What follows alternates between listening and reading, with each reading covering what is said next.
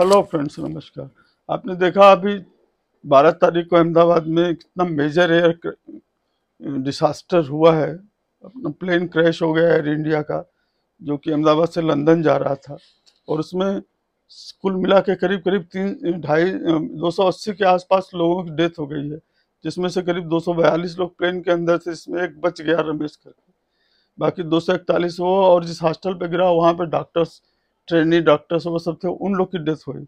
Friends, ये उसके बाद से आप देख रहे हैं कि सबसे पहले तो मैं इन जो लोगों की जिसकी डेथ हुई उनको अपनी श्रद्धांजलि देता हूँ, और उनके परिवार को ये जो लॉस हुआ है उनको उसको सहने की शक्ति दे भगवान, ऐसी कामना करते हैं हम।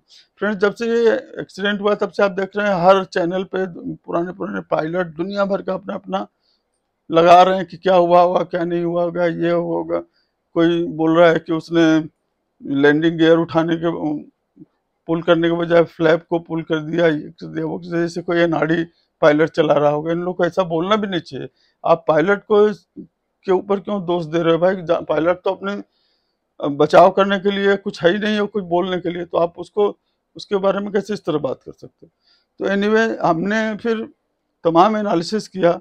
फिर बाद में रैट की बात आई कि एक रैट वहाँ पे एक टरबाइन होता है जो पैनल वगैरह को, कंट्रोल पैनल को सप्लाई वगैरह देने के लिए, वो भी प्लेस हो गया। अब पता नहीं वो क्लियर है नहीं, क्या हुआ कि नहीं। मैंने कुल एनालिसिस करके मुझे ये लगा कि ये जो 3 हाइड्रोलिक सिस्टम होता है ना, एक होता है लेफ्ट, एक सेंट्रल, एक राइट, 3 होता है हाइड्रोलिक सिस्टम। जो सेंट्रल वाला बड़ा क्रिटिकल है, और उससे जो है लैंडिंग गियर भी ऑपरेट होता है, और उसी से फ्लैप भी ऑपरेट होता है जो विंग पे लगा रहता है, जिसको प्लेन को लिफ्ट करने के लिए उसमें थ्रस्ट आता है एयर का। तो वो उस तरह का उनका मैकेनिज्म है कि वो अगर फ्लैपर को उठे नहीं रहना चाहिए जब लिफ्ट करना है, जब उसको डाउन करना है तब उसको उठाते हैं लोग जो है डिसेंडिंग के समय। तो मैंने कुल मिला के देखा कि, तो मुझे लगा कि ये जो जिस मोमेंट पे ये एक्सीडेंट हुआ है, जिससे कि उड़ने के 10-15 सेकंड के बाद ही ये प्रॉब्लम शुरू हुई, ऐसा लगता है।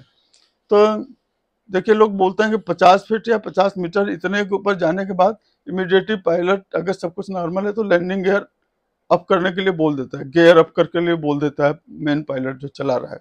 तो उसका को पायलट जो है वो गियर को ऊपर उठा अप कर लेता है, ताकि लिफ्ट होने में रेजिस्टेंस ना आए। तो ये प्रॉब्लम शुरू हुआ है जब 50 फीट या 50 मीटर की ऊंचाई पे जब गया है। तो उस समय जब मेन पायलट ने बोला कि गियर अप, तो गियर अप तो उसने किया, लेकिन आप देखेंगे व्हील की पोजीशन ना, तो ऐसा लगेगा गियर अप करने के लिए जैसे उसने पुल किया होगा, उस समय ये लैंडिंग गियर जो है ना, व्हील जो है टिल्ट तो हुआ थोड़ा थोड़ा, लेकिन वहीं रुक गया। एंगल उसने थोड़ा बदला, उसको अंदर चले जाना चाहिए, तो वो नहीं गया। उसका मेन कारण मुझे ये लगा कुल मिला के एनालिसिस करने के बाद, कि जो हाइड्रोलिक लाइन है ना, वो जो होज लगा रहता है वो स्नैप हो गया वहां से। तो उस कारण से ये गियर पूरा ऊपर नहीं जा पाया। और इसी मिडिल वाले जो है हाइड्रोलिक सिस्टम से ही वो फ्लैप भी ऑपरेट होता है, जिसके बारे में लोग कह रहे हैं कि गियर के बजाय फ्लैप ऑपरेट कर दिया, वो भी उसी से ऑपरेट होता है। तो अगर हाइड्रोलिक सिस्टम का ये होज स्नैप हुआ, तो वो फ्लैप को भी इम्पैक्ट कर दिया, फ्लैप भी टिल्ट हो गया, क्योंकि फ्लट वो फ्लैप को ऊपर उठाने के लिए हाइड्रोलिक प्रेशर को ड्रॉप करना रहता है। तो वो जो होज फटने से वो प्रेशर अपने आप ही ब्लीड हो गया, तो वो ऊपर हो गया। इसके कारण फ्लाइट कंट्रोल भी उसी से है, बहुत सा फ्लाइट का कंट्रोल भी बहुत चीज़ उसी से चलता है। तो ये कुल मिला के ये हाइड्रोलिक मेजर लीकेज होने से, माइनर लीकेज तो पायलट संभाल लेता है, लेकिन ये मेजर लीकेज होने के कारण ये फ्लाइट पायलट के आउट ऑफ कंट्रोल हो गई। वो थ्रस्ट देते जा रहे हैं, लेकिन कुछ हो ही नहीं रहा है, क्योंकि फ्लैप वगैरह तो उठा हुआ है, वो उठने नहीं दे रहा है प्लेन को। तो अल्टीमेटली थक हार के फिर इसको मेडे मेडे बोलना पड़ेगा, टाइम ही नहीं था। अच्छा, यही हाइड्रोलिक लॉस वगैरह, जो ये होज का भी स्नैपिंग है, अगर ये काफ़ी 1,500 फीट की ऊंचाई पे होता है ना, तब ये पायलट जो है 2,000 1,500 फीट होता है, तो पायलट उसमें रहता है मैकेनिज्म कि लेफ्ट से ऑपरेट कर सकते हैं, सेंट्रल को थोड़ा मैनेज तो कर ही सकते हैं वो लोग, वो कर लेते हैं। लेकिन पायलट के पास टाइम ही नहीं था, क्योंकि इतना ऊंचा प्लेन गया ही नहीं था। कुछ करेक्टिव एक्शन लेने के पहले तो क्रैश हो जाना था। तो भाई कोई चीज भी करेक्टिव मैनुअल कुछ करेगा पहले तो कुछ तो टाइम लगेगा ना, मिनट आधा मिनट कुछ, तो वो कुछ कर ही नहीं सकता था। हेल्पलेस हो गया पायलट एकदम। नहीं तो आजकल के प्लेन भी ऐसे बने हुए हैं और आजकल के पायलट भी इतने एक्सपर्ट होते हैं कि जल्दी प्लेन को क्रैश नहीं होने देते।